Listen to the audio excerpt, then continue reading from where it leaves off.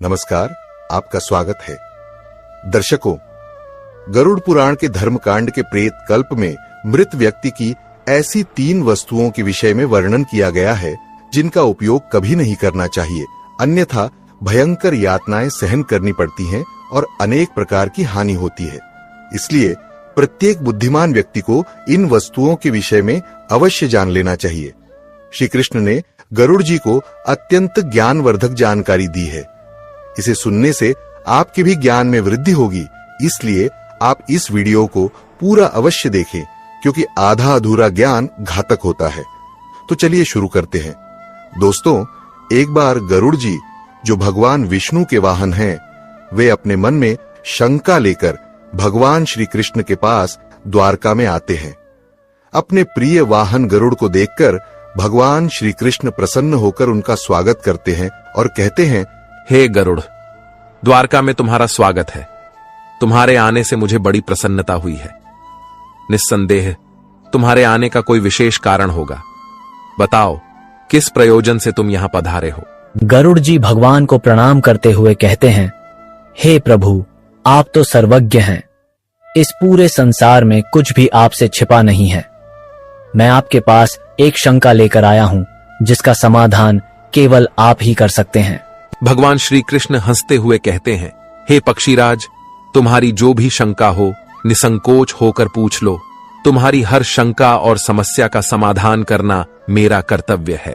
गरुड़ जी गंभीर स्वर में कहते हैं, हे प्रभु, मेरा प्रश्न यह है कि जब कोई जीव मृत्यु को प्राप्त होता है, तब वह अपने साथ क्या क्या चीजें लेकर जाता है, और मृत्यु के बाद उस प्राणी से जुड़ी कौन कौन सी वस्तुओं का उपयोग अन्य लोगों को नहीं करना चाहिए?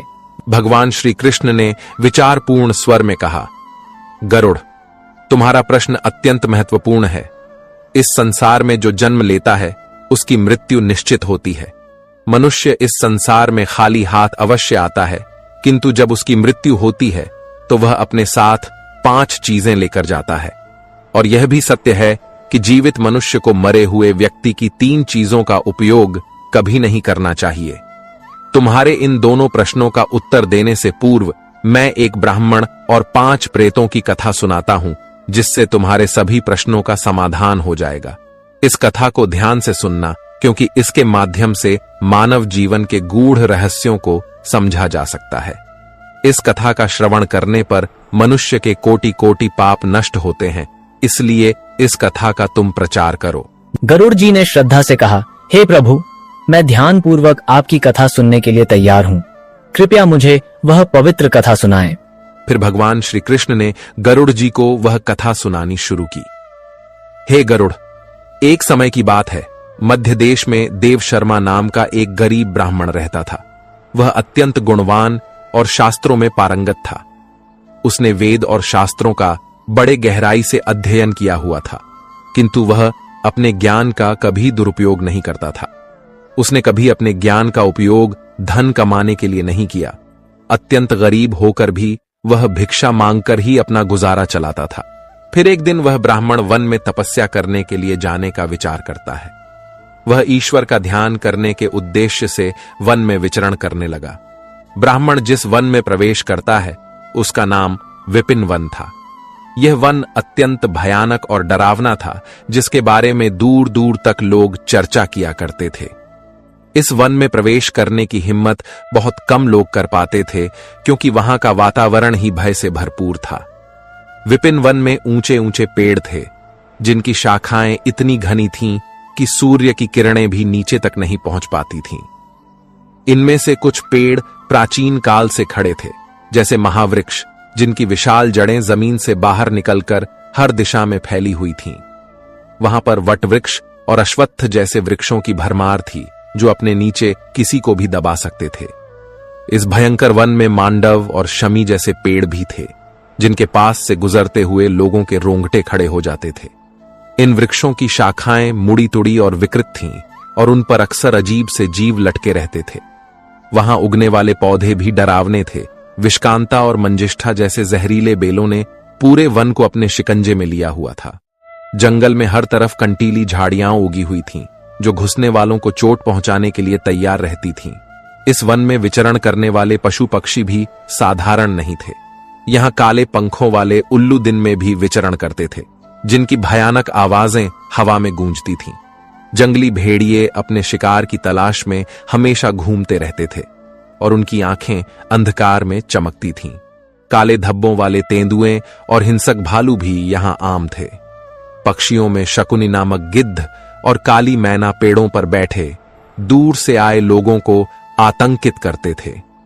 विपिन वन का सारा वातावरण ही अत्यंत रहस्यमय और डरावना था, जहां हर कदम पर मृत्यु का भय मंडराता रहता था। और चलते चलते वह एक अत्यंत प्राचीन वृक्ष के पास पहुंच जाता है। वह देखता है कि उस वृक्ष के नीचे 5 पिशाच खड़े हुए हैं। वे सभी पिशाच उस जंगल से गुजरने वाले मनुष्यों का भक्षण करते थे। कोई भी मनुष्य उस मार्ग से जाता तो वे उसे पकड़कर खा लिया करते थे। पिशाच होने के कारण उनके अंदर धर्म का कोई अंश नहीं था। वे अत्यंत पापी और दुराचारी थे। वे किसी पर भी कभी दया नहीं करते थे। जब वह ब्राह्मण उस वृक्ष के पास आता है तो वे पिशाच एक दूसरे से कहने लगते हैं, अरे वाह, देखो भाई, हमारे लिए आज ताजा ताजा भोजन आ रहा है। सबसे पहले मैं ही इस ब्राह्मण को खाऊंगा। इसका मांस तो कितना स्वादिष्ट होगा। यह ब्राह्मण केवल सात्विक भोजन ग्रहण करता होगा, इसलिए इसके शरीर में किसी भी प्रकार के रोग नहीं होंगे, कोई कीड़े और कृमि भी नहीं होंगे। इसका मांस खाने में बड़ा आनंद आएगा। हाँ हाँ हाँ हाँ। दूसरा पिशाच कहता है, इस ब्राह्मण का भक्षण तो मैं ही करूंगा। आज कई दिनों के पश्चात शिकार हाथ लगा है। इस प्रकार से वे पिशाच उस ब्राह्मण को खाने के लिए आगे आते हैं। लेकिन जब वह ब्राह्मण उन पिशाचों को देखता है तो वह बिल्कुल भी भयभीत नहीं होता है। वह ब्राह्मण भगवान विष्णु का परम भक्त था और वह हर समय श्री हरि का नाम जपता रहता था, इसलिए उसे किसी से भी कोई भय नहीं लगता था। उन पिशाचों को देखकर भी ब्राह्मण भयभीत नहीं हुआ और उन पिशाचों की ओर देखते हुए उन्हें प्रणाम करने लगता है और कहता है, हे पिशाचों, तुम्हें नमस्कार है। उस ब्राह्मण का ऐसा विचित्र व्यवहार देखकर पिशाच हैरान हो जाते हैं। विष्णु भक्त ब्राह्मण के सानिध्य से उनके अंदर से हिंसा का भाव नष्ट हो जाता है और वे आश्चर्यचकित होकर उस ब्राह्मण की ओर देखते हैं और उस ब्राह्मण से कहने लगते हैं, हे महात्मा, आप कौन हैं और इस वन में अकेले क्यों भटक रहे हैं? हम पिशाचों को देखकर भी आपको जरा सा भी भय नहीं लगा। बड़े बड़े शूरवीर योद्धा भी हम पिशाचों को देखकर थर थर कांपने लगते हैं, हमें देखकर डर कर भागने लगते हैं, किंतु आपके मन में किसी भी प्रकार का भय दिखाई नहीं पड़ रहा है। आपके सानिध्य में आने पर हमारी भूख भी समाप्त हो चुकी है। हम तो आपको भोजन समझकर प्रसन्न हो रहे थे और आपको खाने वाले थे। फिर वह ब्राह्मण कहता है, हे पिशाचों, मुझे आपसे बिल्कुल भी भय नहीं लग रहा है, क्योंकि मैं जानता हूं कि भगवान हमेशा मेरे साथ हैं और उनकी इच्छा के बिना तो पेड़ का पत्ता तक नहीं हिलता। यदि मेरी मृत्यु आप पिशाचों के द्वारा ही होनी है तो मुझे यह भी स्वीकार है। प्रभु ने मेरे भाग्य में जो भी लिख दिया है मुझे वह मंजूर है। यदि मुझे खाने से आपकी तृप्ति होती है तो मैं इसे मेरा सौभाग्य समझूंगा। इस संसार के प्रत्येक प्राणी को सुख प्रदान करना, उनकी तृप्ति करना ही प्रत्येक मनुष्य का कर्तव्य है। पिशाच भी ईश्वर द्वारा ही बनाए हुए हैं, इसलिए मैं आपकी निंदा भला कैसे कर सकता हूं। ब्राह्मण के ऐसे वचन सुनकर वे सभी पिशाच आश्चर्यचकित हो जाते हैं और उस ब्राह्मण से कहने लगते हैं, हे ब्राह्मण देवता, आपके वचन अत्यंत सुंदर हैं, जिन्हें सुनकर ही हमारी तृप्ति हुई है। हम आपका भक्षण नहीं करेंगे। कृपया आप हमें बताइए कि आप कौन हैं और किस कारण से आप इस वन में भटक रहे हैं। वह ब्राह्मण कहता है, हे पिशाचों, मेरा नाम देव शर्मा है और मैं प्रभु की भक्ति करने के लिए इस वन में उचित स्थान खोज रहा था, किंतु आपको देखकर लगता है कि आप बहुत कष्ट में हैं। मुझे बताइए कि किस कारण से आपको पिशाच बनना पड़ा। यदि मैं आपकी कोई सहायता कर सकता हूं तो आप अवश्य कहें। मैं अपने सामर्थ्य के अनुसार आपकी जो भी हो सके मदद अवश्य करूंगा। ब्राह्मण की बातें सुनकर सभी पिशाच सुन्न हो जाते हैं और कहने लगते हैं, हे द्विज श्रेष्ठ, आपको बार बार प्रणाम है। हम सभी पिशाच हमारे पाप कर्मों के कारण ही बने हैं। हमने हमारे पितरों का अपमान किया है, इसी कारण से हमें यह पिशाच योनि प्राप्त हुई है। न जाने कब हमें इस पिशाच के शरीर से छुटकारा मिलेगा। हमने मनुष्य रहते हुए भी बहुत पाप किए थे और पिशाच बनकर तो हमने अनगिनत पाप किए हैं। कितने ही निर्दोष मनुष्यों और प्राणियों को हमने मारकर खाया है। इसीलिए हमें ऐसा लगता है कि हमें कभी पिशाच योनि से मुक्ति नहीं मिलेगी। फिर ब्राह्मण कहता है, हे पिशाचों, मैं आपकी व्यथा को समझता हूं। कृपया आप मुझे बताइए, मैं किस प्रकार से आपको मुक्ति दिला सकता हूं। मैं मध्य देश में रहने वाला देवशर्मा ब्राह्मण हूं। मैंने अनेक तप, व्रत और उपवास किए हैं। इसलिए आपकी मुक्ति के लिए भी यदि कोई व्रत उपवास हो तो मुझे बताइए, वह मैं अवश्य करने का प्रयास करूंगा। ब्राह्मण की बात सुनकर उन पिशाचों को समझ में आ जाता है कि यह ब्राह्मण तो उनका ही पुत्र है। वे पिशाच उस ब्राह्मण के दादा परदादा हैं जो पाप करने के कारण पिशाच बने हुए हैं। श्री कृष्ण कहते हैं, हे गरुड़, इस प्रकार से उन पिशाचों को यह झात हो जाता है कि वह ब्राह्मण उनका ही वंशज है। फिर वे सभी पिशाच अपने अपने पाप कर्मों के विषय में बताने लगते हैं। पहला पिशाच, जिसका नाम उच्चिष्ट था, वह आगे बढ़ा। उसका शरीर मांस और खून से सना हुआ था और उसकी आंखों में अधर्म की अग्नि जल रही थी। उसने कांपते हुए ब्राह्मण से कहा, मेरा नाम उच्चिष्ट इसलिए पड़ा क्योंकि मैं हमेशा दूसरों का बचा हुआ और जूठन खाया करता था। मैं पिछले जन्म में बृहस्पति था और तुम्हारा 5 पीढ़ी पहले का पूर्वज था। एक समय में मैं बहुत विद्वान और आदरणीय ब्राह्मण था। मैंने यज्ञ और अनुष्ठान किए, लेकिन धीरे धीरे मेरी लालसा बढ़ गई। मुझे लोगों द्वारा छोड़ा हुआ भोजन खाने की आदत पड़ गई। दूसरों के झूठे भोजन में मुझे स्वाद आने लगा। मैंने यह जानने के बावजूद कि यह अधर्म है, झूठे भोजन का आदान प्रदान शुरू कर दिया। एक दिन जब मैंने एक पवित्र यज्ञ के बाद बचा हुआ ऊंचिष्ट भोजन खा लिया, उसी भोजन से मेरे शरीर में विष निर्माण हुआ और उसी क्षण मेरी मृत्यु हो गई। अब मैं पिशाच बनकर ऊंचिष्ट भोजन करता हूं और यही मेरा श्राप है। दूसरा पिशाच, जिसका नाम नग्न अंग था, वह आगे आया। उसका पूरा शरीर नग्न था और उसकी हड्डियां दिख रही थीं। उसने ब्राह्मण की ओर देखकर कहा, मेरा नाम नग्न अंग इसलिए पड़ा क्योंकि मैं हमेशा निर्वस्त्र रहकर स्नान करता था। पूर्व जन्म में मेरा नाम शरद चंद्र था और मैं तुम्हारा 6ठी पीढ़ी का पूर्वज था। मैं एक ब्राह्मण कुल में जन्मा था और मेरे पास ज्ञान और तप की शक्ति थी, लेकिन मैं अपने शरीर का घमंड करने लगा। मुझे स्नान करते समय नग्न रहने में आनंद आता था और मैंने समाज के नियमों का अपमान किया। मैं इसे स्वाभाविक मानता था, परंतु यह अधर्म था। एक दिन जब मैं नगर के तालाब में नग्न होकर स्नान कर रहा था, तभी जल देवता ने मुझे श्राप दिया कि मैं अपने घमंड के कारण पिशाच योनि को प्राप्त करूंगा। मेरी मृत्यु भी उसी तालाब में डूबने से हुई। अब मैं पिशाच हूं और मेरा शरीर हमेशा नग्न रहेगा, जैसे मैंने अपने ब्राह्मण धर्म का अपमान किया था। तीसरा पिशाच, जिसका नाम शव वस्त्र था, उसके शरीर पर मृत लोगों के फटे हुए कपड़े लिपटे हुए थे। उसकी आवाज में दर्द था। उसने कहा, मैं इस योनि में इसीलिए हूं क्योंकि मैंने हमेशा मृत व्यक्तियों के कपड़े चुराए। पिछले जन्म में मेरा नाम अच्युतानंद था। मैं तुम्हारे पूर्वजों में से था और एक आदरणीय ब्राह्मण कुल से संबंध रखता था, लेकिन मेरे मन में लोभ बढ़ गया था। मैं श्मशान भूमि पर जाकर मृतकों के वस्त्र चुराता और उन्हें बेचता था। मरे हुए लोगों के वस्त्र पहनकर मुझे सुख की अनुभूति होती थी। मेरे इस अधर्म को देखकर देवताओं ने मुझे श्राप दिया कि मेरी मृत्यु भी श्मशान में होगी और मैं पिशाच बनकर हमेशा शवों के वस्त्र पहनूंगा। मेरी मृत्यु श्मशान में ही हुई, जहां एक भयंकर पिशाच ने मुझे मार दिया। अब मुझे मृतकों के वस्त्र पहनने का श्राप मिला है। चौथा पिशाच, जिसका नाम अशौच था, उसकी उपस्थिति इतनी गंदी और बदबूदार थी कि ब्राह्मण को सांस लेना कठिन हो गया।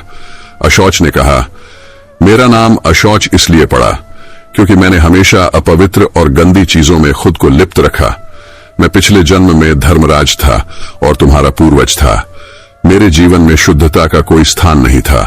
ब्राह्मण होते हुए भी मैंने अपवित्रता में जीवन बिताया। मैंने कभी अपने तन और मन की शुद्धता का ध्यान नहीं रखा। गंदे वस्त्र पहने और अपवित्र स्थानों पर रहा। मैं स्नान नहीं करता था और यह सब जानकर भी मैंने धर्म के नियमों का पालन नहीं किया। मेरे इस पाप के कारण देवताओं ने मुझे श्राप दिया कि मैं अशुद्धता में लिप्त रहकर ही इस पिशाच योनि में भटकूं।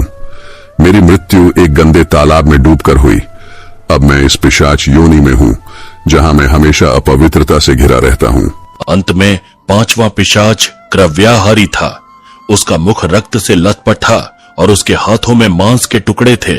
उसने भयावह हंसी के साथ ब्राह्मण से कहा, मैं क्रव्याहारी हूं क्योंकि मैं मांस और रक्त का लोभी था।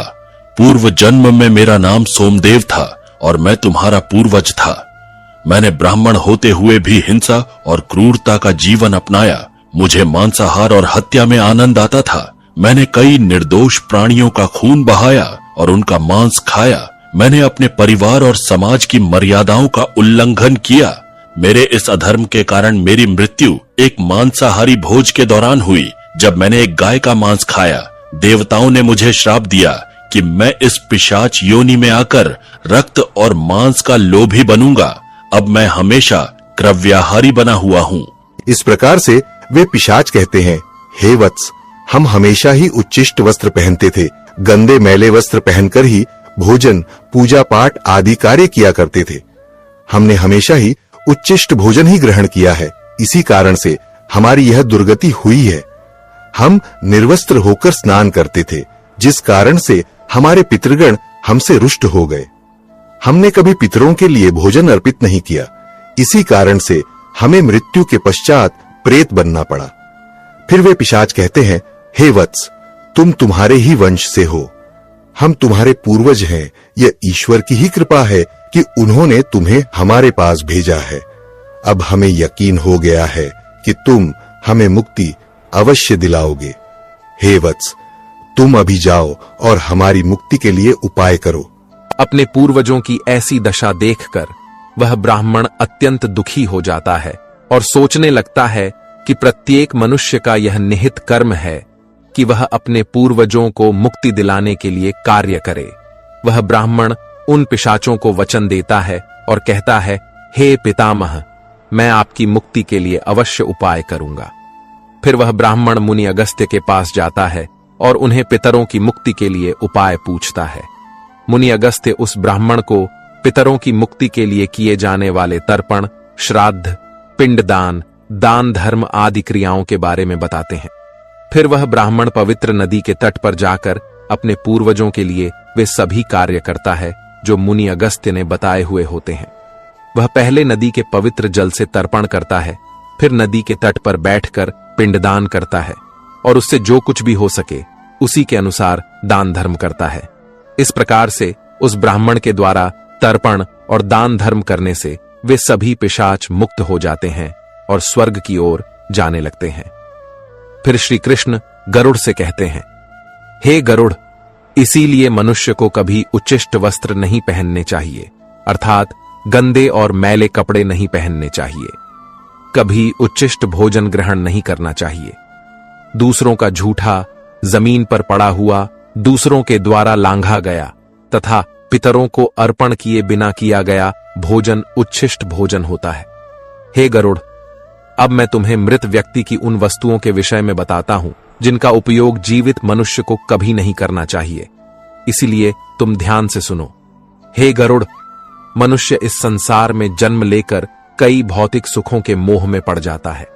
मृत्यु के बाद भी उसका उन वस्तुओं के प्रति मोह नहीं छूटता है। जब तक मनुष्य सांसारिक वस्तुओं का मोह त्याग कर संपूर्ण रूप से ईश्वर को अपना नहीं लेता, तब तक वह अलग अलग योनियों में जन्म लेकर पृथ्वी लोक पर ही भटकता रहता है। कभी कभी यह मोह इतना अधिक होता है कि वह मृत्यु के बाद भी इसी पृथ्वी लोक पर भ्रमण करता है, अर्थात वह प्रेत योनि धारण करता है। यदि किसी मनुष्य की अकाल मृत्यु हो जाती है तो वह भी प्रेत योनि में चला जाता है और प्रेत बनकर वह अपने ही परिवार के लोगों को दुख देने लगता है। कई बार मनुष्य अपने मृत परिजनों की वस्तुओं को उनकी याद में अपने पास रख लेते हैं या उनकी वस्तुओं का उपयोग भी करने लग जाते हैं। लेकिन मनुष्य को मृत व्यक्ति की कुछ वस्तुओं का उपयोग कभी नहीं करना चाहिए, क्योंकि इन वस्तुओं के साथ उस मृत व्यक्ति की ऊर्जा जुड़ी हुई होती है। उस मृत व्यक्ति का उन वस्तुओं के प्रति मोह बहुत अधिक होने के कारण वह मृत्यु के बाद भी उन वस्तुओं से जुड़ा रहता है। और यदि कोई इन वस्तुओं का प्रयोग करता है तो उसे कई परेशानियों का सामना करना पड़ता है। वह मृतात्मा उसे कई प्रकार से कष्ट देने लगती है। इसलिए किसी भी मनुष्य को मरे हुए व्यक्ति की चीजों का इस्तेमाल कभी नहीं करना चाहिए। मनुष्य चाहे तो उन वस्तुओं को संभाल कर अपने घर में रख सकता है अथवा उन चीजों को नदी के जल में प्रवाहित कर सकता है, लेकिन भूल से भी उनकी वस्तुओं का इस्तेमाल नहीं करना चाहिए। उस मृत आत्मा की शांति के लिए मनुष्य उस व्यक्ति की प्रिय वस्तुओं का दान करता है तो यह बहुत ही शुभ होता है। सबसे पहली वस्तु है मृत व्यक्ति के कपड़े। मृत व्यक्ति के कपड़ों का कभी भी इस्तेमाल नहीं करना चाहिए। उन्हें भूलकर भी पहनना नहीं चाहिए। ऐसा करने से मृत व्यक्ति की आत्मा उस व्यक्ति से जुड़ जाती है जो इनका इस्तेमाल करता है। मृत व्यक्ति की यादें उस व्यक्ति को सताने लग जाती हैं जो उनके कपड़ों का इस्तेमाल करता है, जिस कारण वह व्यक्ति मानसिक और शारीरिक रूप से कमजोर हो जाता है। उस व्यक्ति को अपने मृत परिजन की ऊर्जा का एहसास भी होने लगता है। इसलिए मृत व्यक्ति के कपड़े कभी भी नहीं पहनने चाहिए। मृत व्यक्ति के कपड़े हमेशा दान कर देने चाहिए, जिससे उसकी आत्मा को शांति प्राप्त हो जाती है। दूसरी चीज है मृत व्यक्ति के गहने।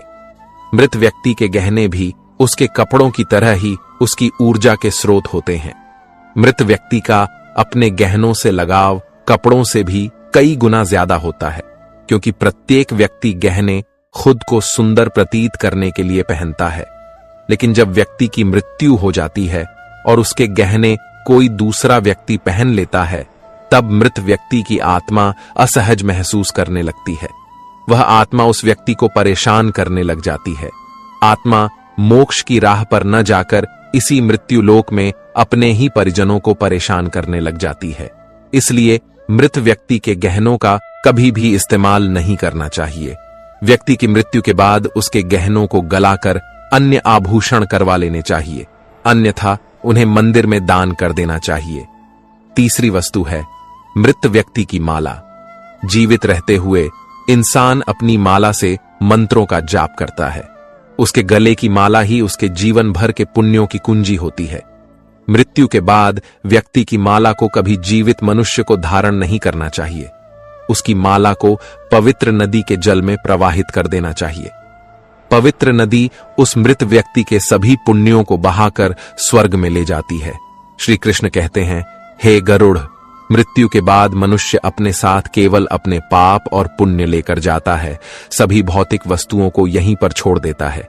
इसलिए उसे कभी उन वस्तुओं के प्रति अत्यधिक मोह नहीं करना चाहिए।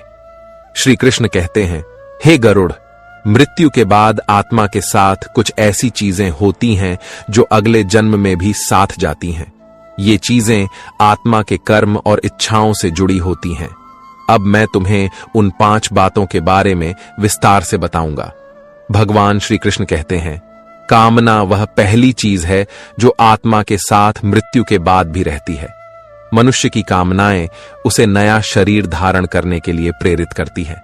कामना एक ऐसी शक्ति है जो आत्मा को लगातार नए शरीर की खोज में लगाए रखती है।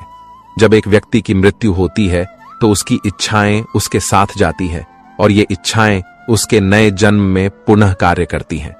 कामना को एक प्रकार की चंचल ऊर्जा माना जाता है जो आत्मा को सांसारिक जीवन के चक्र में बांधे रखती है। अगर मनुष्य अपनी सभी इच्छाओं का त्याग कर देता है तो उसे मोक्ष की प्राप्ति हो सकती है। इसीलिए कहा गया है कि मृत्यु के समय अपनी इच्छाओं का त्याग करना अत्यंत महत्वपूर्ण है। जो लोग मृत्यु के समय अपनी इच्छाओं को साथ लेकर जाते हैं, उन्हें पुनः जन्म लेना पड़ता है, क्योंकि उनकी कामनाएं उन्हें अगले जीवन के लिए प्रेरित करती हैं। श्री कृष्ण कहते हैं, वासना कामना का ही एक उन्नत रूप है। वासना वह है जो मनुष्य को इंद्रियों के सुख और भोग की ओर आकर्षित करती है। यह एक ऐसी लालसा है जिसका कोई अंत नहीं है। मृत्यु के समय भी अधिकांश लोग वासना से मुक्त नहीं हो पाते हैं। यह वासना सांसारिक वस्त्रों, धन, परिवार और भोगों के प्रति आकर्षण को बढ़ाती है। वासना इतनी शक्तिशाली होती है कि यह मृत्यु के बाद भी आत्मा के साथ रहती है। वासना का उदाहरण विष्णु पुराण में राजा भरत की कथा में मिलता है। राजा भरत ने एक हिरण के बच्चे से अत्यधिक प्रेम किया और उनकी वासना इस बच्चे के प्रति इतनी प्रबल थी कि मृत्यु के समय भी वे उसी हिरण के बारे में सोचते रहे। परिणाम स्वरूप उन्हें अगले जन्म में हिरण की योनि प्राप्त हुई। यह दिखाता है कि वासना आत्मा को बंधनों में बांधे रखती है। मन की शांति और ज्ञान से ही वासना से मुक्ति मिल सकती है। श्री कृष्ण आगे कहते हैं, कर्म मनुष्य की सबसे महत्वपूर्ण धरोहर है जो उसके साथ मृत्यु के बाद भी जाती है। मनुष्य जीवन में जो भी कार्य करता है, अच्छे या बुरे, वे कर्म उसके अगले जन्म में फल देते हैं। मृत्यु के समय आत्मा द्वारा किए गए सारे कर्मों का लेखा जोखा होता है। अगर किसी व्यक्ति ने अच्छे कर्म किए हैं तो उसे परलोक में सुख और शांति मिलती है और अगले जन्म में भी उसे समृद्धि प्राप्त होती है। वहीं अगर उसने बुरे कर्म किए हैं तो उसे नरक या दुखदायी जीवन की प्राप्ति होती है। यही कारण है कि हमारे धर्मशास्त्रों में कर्म को अत्यधिक महत्व दिया गया है। कर्म की गति इतनी अद्भुत होती है कि यह 7 जन्मों तक आत्मा का पीछा करती है। इसलिए मनुष्य को सदैव पुण्य कर्म करने का प्रयास करना चाहिए। भगवान श्री कृष्ण चौथी चीज के रूप में कर्ज का उल्लेख करते हैं। वे कहते हैं, कर्ज एक ऐसी वस्तु है जो मृत्यु के बाद भी आत्मा का पीछा करती है। यदि कोई व्यक्ति जीवन में किसी से आड़ लेता है और उसे चुकाए बिना मर जाता है तो वह कर्ज अगले जन्म में भी उसके साथ रहता है। कर्ज आत्मा पर एक प्रकार का बंधन बनाता है और जब तक यह चुकाया नहीं जाता, आत्मा इससे मुक्त नहीं हो सकती। मृत्यु के बाद उस आत्मा को परलोक में कर्ज चुकाने के लिए भी दंड दिया जा सकता है। पुनर्जन्म में कर्ज के कारण व्यक्ति को शारीरिक या मानसिक कष्ट झेलना पड़ सकता है। इसीलिए धर्मशास्त्रों में कहा गया है कि जीवन में लिए गए सभी आरणों को चुकाकर ही मृत्यु की ओर बढ़ना चाहिए, ताकि आत्मा अगले जन्म में इस बोझ से मुक्त हो सके। अंत में भगवान श्री कृष्ण गरुड़ जी को भक्ति का महत्व बताते हैं। वे कहते हैं, भक्ति वह पवित्र मार्ग है जो आत्मा को ईश्वर से जोड़ता है। जो व्यक्ति सच्चे मन से भगवान की आराधना करता है, उसकी आत्मा मृत्यु के बाद भी उस भक्ति का फल प्राप्त करती है। भक्ति ही वह शक्ति है जो आत्मा को जन्म मरण के चक्र से मुक्त कर सकती है और उसे मोक्ष की प्राप्ति दिला सकती है। भक्ति से भरा हृदय मृत्यु के बाद भी ईश्वर के समीप रहता है। यही कारण है कि भक्ति को जीवन का सबसे पवित्र साधन माना गया है। इस प्रकार भगवान श्री कृष्ण ने गरुड़ जी को बताया कि आत्मा के साथ मृत्यु के बाद कामना, वासना, कर्म, कर्ज, पुण्य और भक्ति रहती है। ये चीजें आत्मा को जीवन के चक्र में बांधे रखती हैं या मोक्ष की ओर ले जाती हैं। तो दोस्तों, इस प्रकार से श्री कृष्ण ने गरुड़ जी को अत्यंत महत्वपूर्ण ज्ञान दिया है। उम्मीद है आपको यह जानकारी अच्छी लगी होगी। वीडियो को लाइक अवश्य करें और कमेंट में जय श्री कृष्ण अवश्य लिखें। साथ ही चैनल को सब्सक्राइब करें। आप सभी का धन्यवाद।